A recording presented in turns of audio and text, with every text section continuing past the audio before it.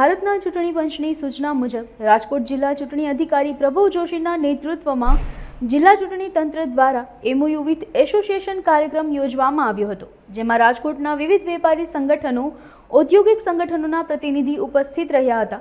રાજકોટ લોકસભા બેઠકના વિસ્તારમાં વેપારી તેમજ ઔદ્યોગિક વિસ્તારોમાં મહત્તમ મતદાન થાય એ માટે જિલ્લા ચૂંટણી અધિકારી પ્રભવ જોશી તથા વિવિધ સંગઠનો વચ્ચે સમજૂતી કરાર કરાયા હતા. રાજકોટ જિલ્લાના વિવિધ વેપારી ઔદ્યોગિક સંગઠનોને ચૂંટણી સંબંધિત સૂચનાઓ તથા મતદાન જાગૃતિ અંગેની પ્રવૃત્તિઓની માહિતી મળી રહે તે માટે જિલ્લા ચૂંટણી તંત્ર દ્વારા સ્વીપ એસોસિએશન રાજકોટ નામનું વોટ્સએપ ગ્રુપ પણ બનાવવામાં આવ્યું છે. ચેમ્બર ઓફ કોમર્સના પાર્થ ગણાત્રા અને જેમ્સ એન્ડ જ્વેલરી એસોસિએશનના જગદીશભાઈ સોનીએ અબતક સાથે વિશેષ વાતચીત કરી હતી.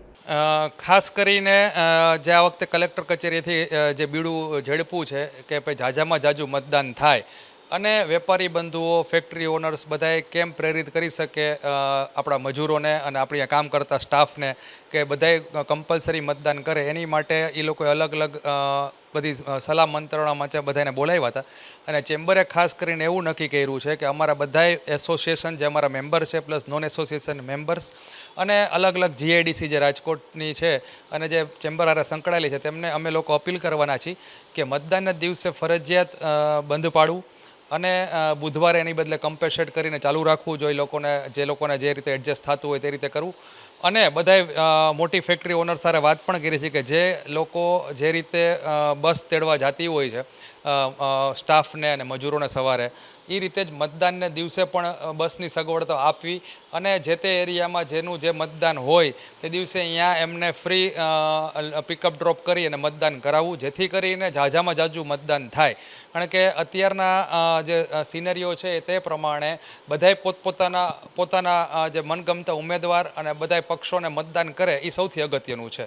તેની માટે અમે ઘણી બધી પ્રોગ્રામ ગોઠવા છે અને ફેક્ટરીઓમાં પણ અમે બધાને પ્રોગ્રામ ગોઠવવાના છીએ કે બધાએ મતદાન ફરજિયાત કરવું. મારી રાજકોટની જનતાને એક જ અપીલ છે કે કોઈ પણ સંજોગે મતદાન તો કરવું જ. તમને જે મનગમતા ઉમેદવાર હોય, જ્યાં મતદાન કરવું હોય તે કરો, પણ મતદાન 100% કરવું જોઈએ.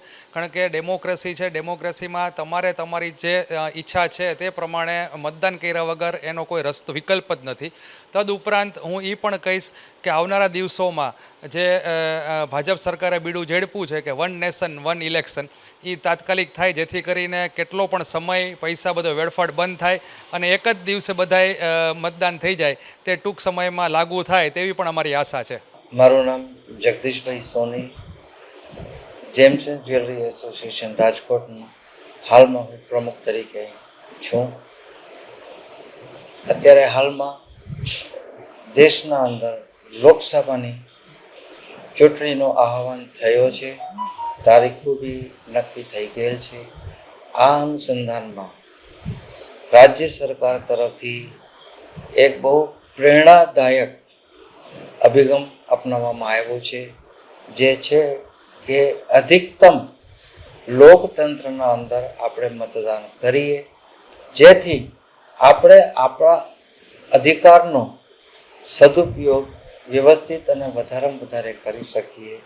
એના માટે કલેક્ટરશ્રી દ્વારા અમારા સાથે એક કોન્ટ્રાક્ટ કરવામાં આવેલ છે, જેમાંથી અમને સંસ્થાના પ્રમુખ તરીકે એવી જવાબદારી દેવામાં આવી છે કે અમારા સાથે કનેક્ટેડ સંબંધિત જેટલા બી લોકો છે, કારીગરો છે, વ્યક્તિઓ છે, એમને અમે વ્યવસ્થિત રીતે સમજાવીને, એમને જાગૃત કરીને, એમને પ્રેરણા આપીને અધિકથી અધિક મતદાન કરે એવું પ્રોત્સાહન અમારી તરફથી એમને દેવામાં આવે.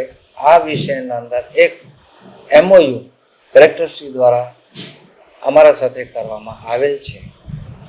અમે બી સંગઠનના પ્રમુખ હોવાથી આ વિશેષ માનીએ છીએ કે અમારો બી એક કર્તવ્ય થાય છે કે આ જે એમઓયુ છે એમાં અધિકથી અધિક એને અમે અમારા જેટલા બી ગ્રુપ સર્કલ છે બધાને અમે ટાઈમ ટુ ટાઈમ વ્યવસ્થિત પ્રેરિત કરીને અધિકતમ મતદાન કરવામાં સહયોગ થાય એવું કરીએ, એ અમારી જવાબદારી છે. અને એ પ્રેરણાનો આ જે સ્ત્રોત છે એ અમે અમારા બધા ગ્રુપમાં, મેમ્બર્સના ગ્રુપમાં અમારા મિત્ર સર્કલમાં, એ સિવાય બી ક્યાંય અમે કોઈના વ્યક્તિ વિશેષ સાથે મળતા હોય ત્યારે બી અમે આ વિશેષની ખાસ અમે સૂચનાઓ બધાને અને વિનંતી અને રિક્વેસ્ટ અને આ અધિકારનો સર્વશ્રેષ્ઠ ઉપયોગ કરવો એ અમે બધાને જણાવતા હોઈએ છીએ. My earnest appeal to the people of Rajkot, go for voting.